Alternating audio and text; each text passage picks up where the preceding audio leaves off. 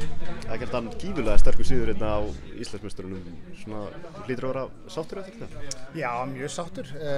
Bara sterk frammistaða, svona liðsstemning í bæði vikunni fyrir hennar leik og tókum það með í leikinn. Þannig að já, bara auðvitað ánægður og sérstaklega halda hreinu og vinna á heimavelli. Við erum ósigrar á heimavelli og við ætlum að reyna að hafa þannig eins lengi við getum. Sérstaklega gegn Blikum, ég held að það sé 1 tap á síðustu 6 árum hérna í Krikanum þegar þið fáið Blika í heimsókn.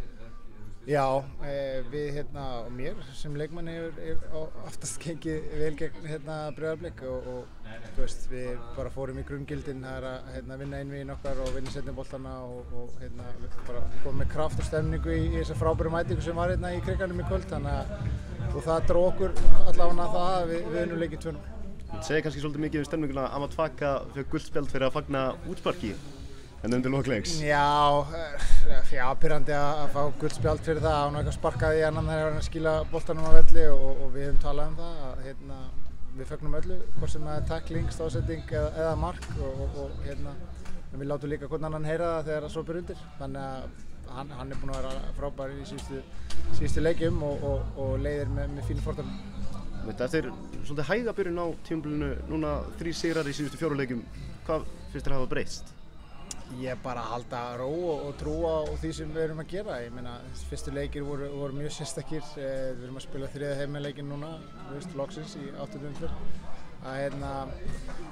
Og svo bara, svo lengi sem við erum ekki að gefa mörk og erum ekki sloppy, þá er okkur allir vegið færir og við þurfum bara að ná okkur eftir það. Þetta er þétt vika, leikið aftur á 5. og svo sunnudaginn, þannig að við erum ná okkur niður og sjá hvað við getum bætt í þessu leik og bara halda fram að gera þessu hluti. Þetta byrjar alltaf á grunninn.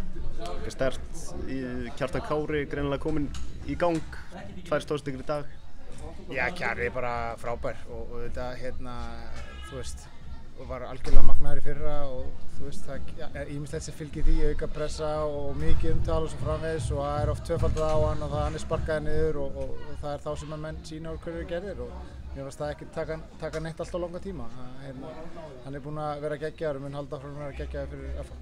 Síðan farið þið til Vestmannaeyja næsta 5. komið með stemningu þangað? Já, líka alltaf stemning í Vestmannaeyjum og ég trúi því og vona að það verði tekið vel á móti. Takk hérlega. Takk.